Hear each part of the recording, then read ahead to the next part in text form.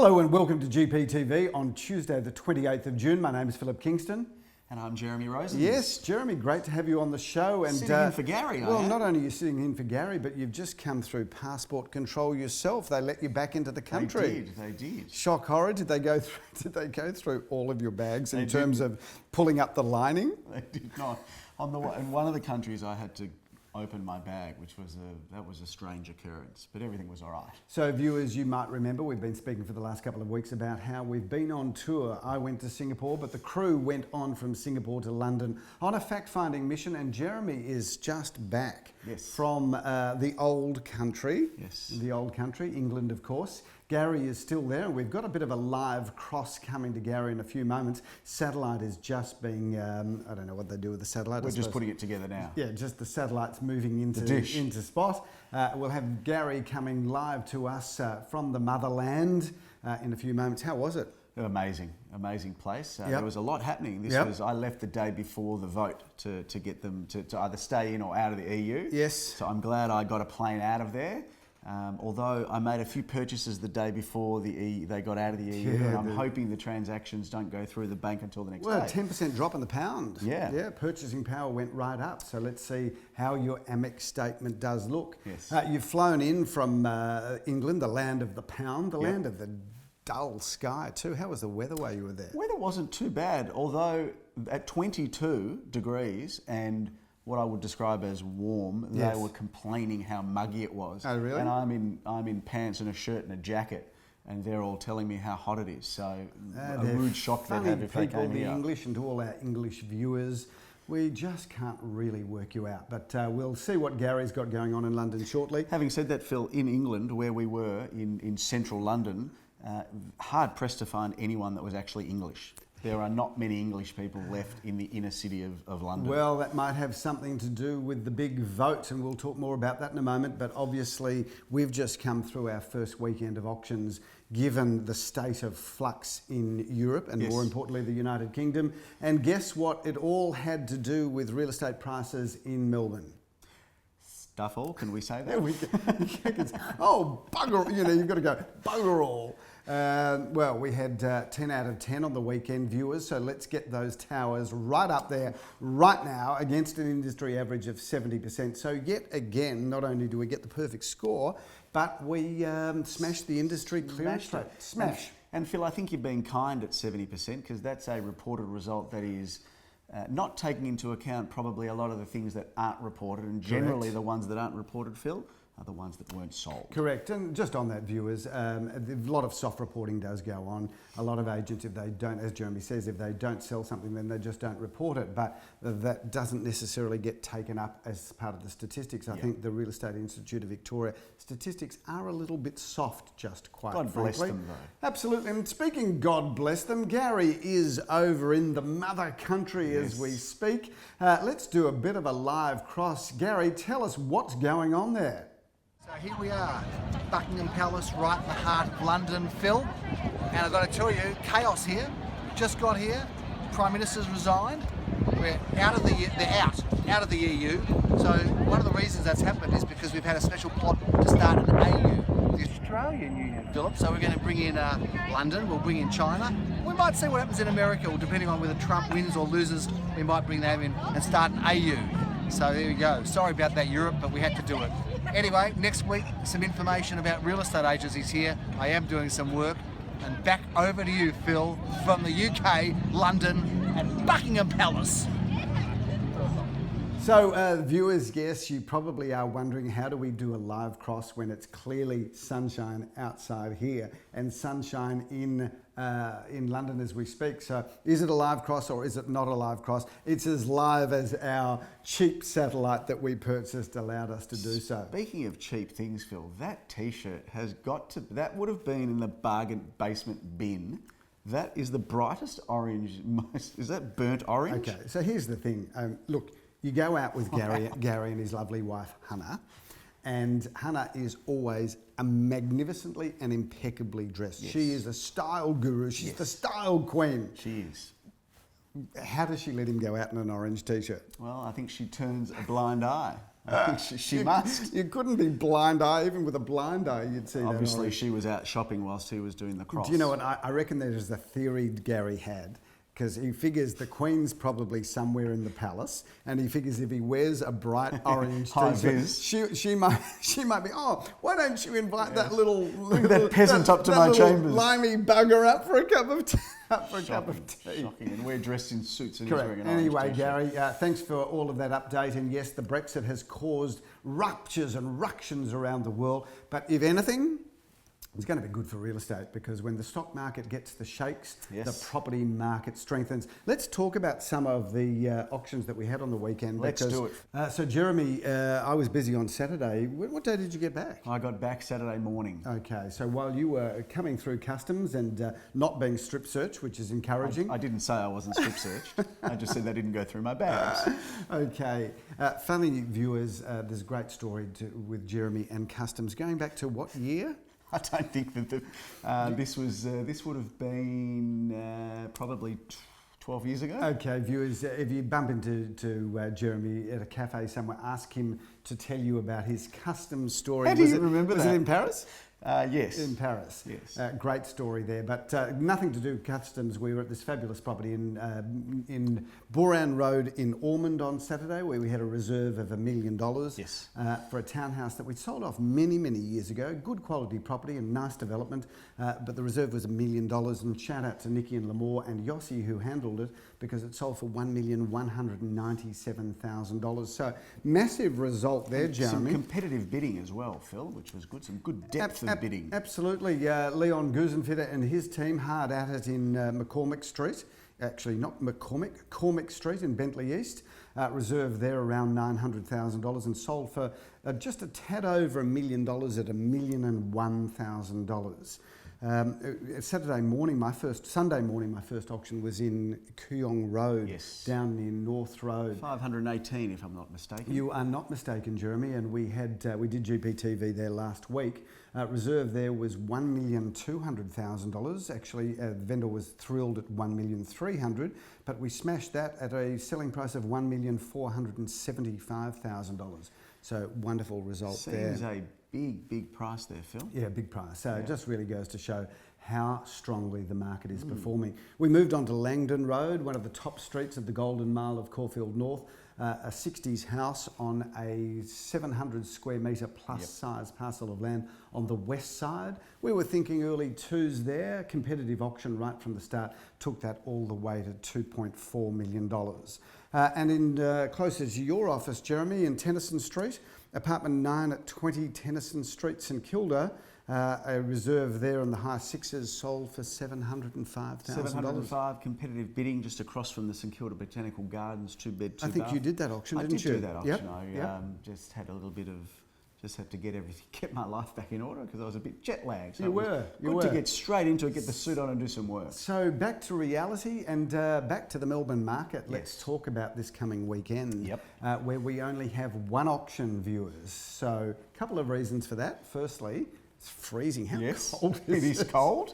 Late June, July is very much a go-away month for many Melburnians. You've got school holidays, and of course this coming weekend, the big one, the big federal election. Is that this weekend? Yep. Good to see you're not back yet. I postal vote. Did you? Always do every year because it's too hard between opens and auctions to get out and vote. Good point. But I hold it back because I need to see all the policies and watch all the advertisements and listen to all the rubbish that they come up with. So I mean, call me silly, call me, I'll call you worse than that. Juvenile if you like, but I actually love I do this every year. I go to the polling booth and I stand beside all of the people handing out the vote cards. And you know how we've got those with compliments cards, which are about that size with our photo on them? I stand there for 5 minutes and I just hand them out and I smile, and you'd be amazed the number of people that take.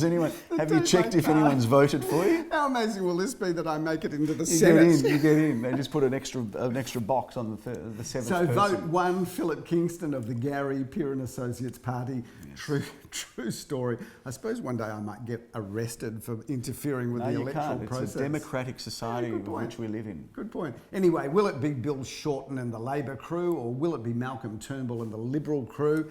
This is not will a tell. political show, so we're not going to give you any insight into the voting predictability of either you, me, or Gary Peer and But Associates. what a great night it's going to be on Saturday night to watch the polls and watch the TV shows and watch, what's his name, Laurie Oakes. Do you know, you say that cynically, I know. No, I don't, because they have a party. My in-laws, God bless them, they have a party every year. I think there was a movie. It was a movie around the night of when all the voting gets done. Yeah. Bill's party or something. Yeah. You don't know what I'm talking about? No idea. Maybe the what you're viewers talking can about. send an email in about the movie. Let's move on from a senseless discussion about who's going to head this wonderful country. But may I say, viewers, we are blessed to have to be living in the best city of the best country of the world, and you'd know that having just been overseas. Correct.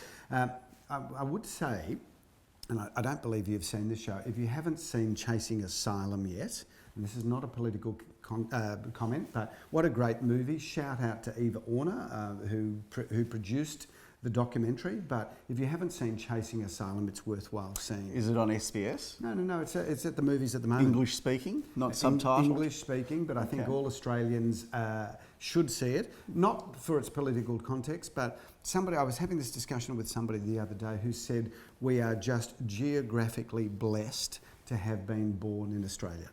Well, as you said, having just been to the other side of the world, I can certainly say that we are very much blessed to live where we live. We are.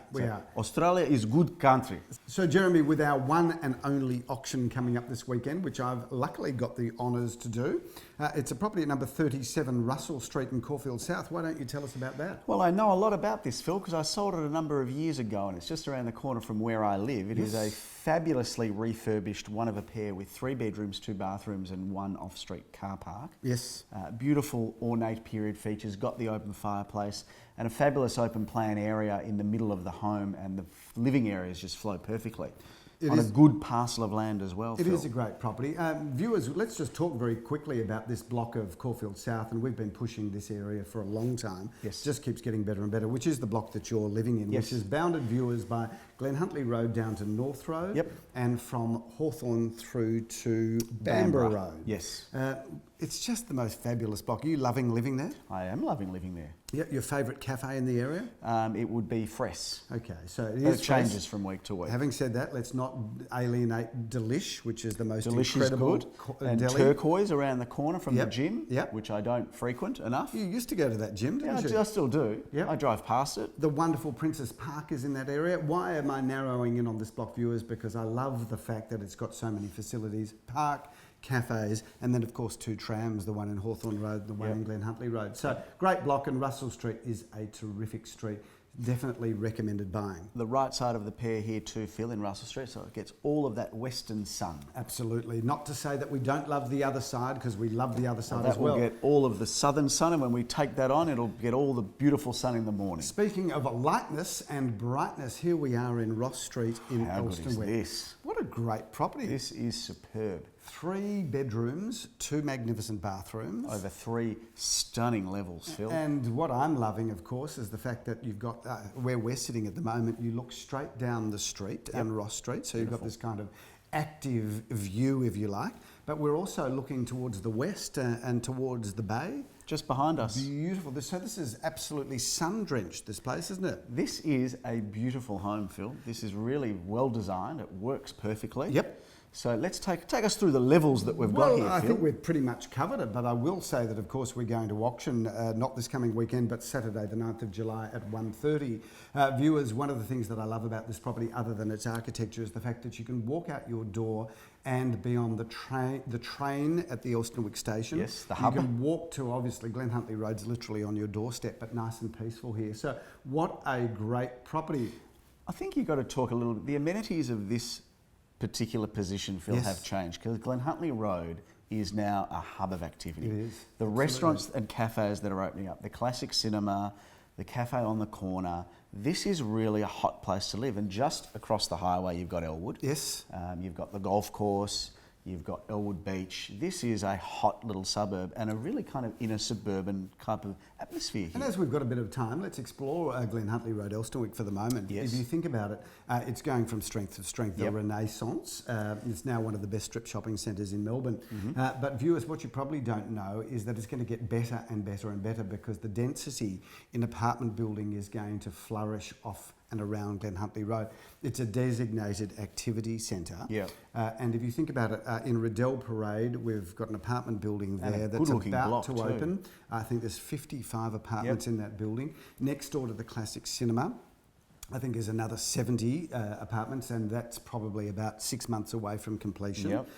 The Coles supermarket is about to be redeveloped into a bigger and better Coles supermarket. There's a with new block that was built just around the corner yeah, from with here. a number of towers above it. Yeah. There's another tower that's currently under construction. So essentially, viewers, this is how the economics of some of these strips work. There's about 300 apartments that are either new or about to be settled and developed.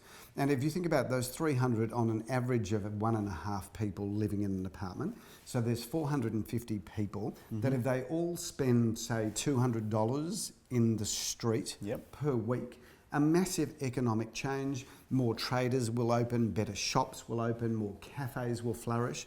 So for those viewers that are watching that are a bit ambivalent about density in activity zones, Celebrate it. you should celebrate it because it just means that the facilities that are on offer get better and better.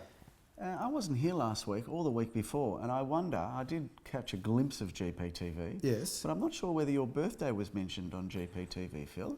I'm not sure that it was either, although we did talk about it prior to where I, asked people or told people that I did have a list at David Jones. Did anybody sort you out with anything? Not one person activated that list at David Jones. So I did enjoy a lovely dinner with you on, was it the day of your birthday we Yes, had dinner? It was the day of my birthday in beautiful Singapore. dinner We we had a had. lovely, lovely dinner. Well, that's enough about my birthday. Let's move on to more important things. Jeremy, My birthday, October 30, it's coming up. Let's get off the birthdays. We're about to hit the flatter spot of the real estate market, Yes. which is really, as I've said, The flattest or the quietest? quietest, late June, mid-July, but we're already building up our auction numbers for August. August is already looking like a standout Yeah, month. yeah. So viewers, if you're thinking about selling, really, even if you ring us today and say, I want to go as soon as possible, it's now looking like late July at the absolute earliest, Earliest, yeah. but really early to mid-August. I think we're going to have a busy spring. I think it's going to be a bumper spring, Phil, and the market seems to be, in my opinion, quite strong. Yes, I agreeing think with you. Whatever is happening around the world is literally just white noise because, as you can see by the weekend, 10 out of 10. Doesn't get any better than Doesn't. that. So bring on springtime, we say, and certainly looking forward to the weather warming up. Thanks again for watching GPTV. My name's Philip Kingston. Have a brilliant week. See you next time.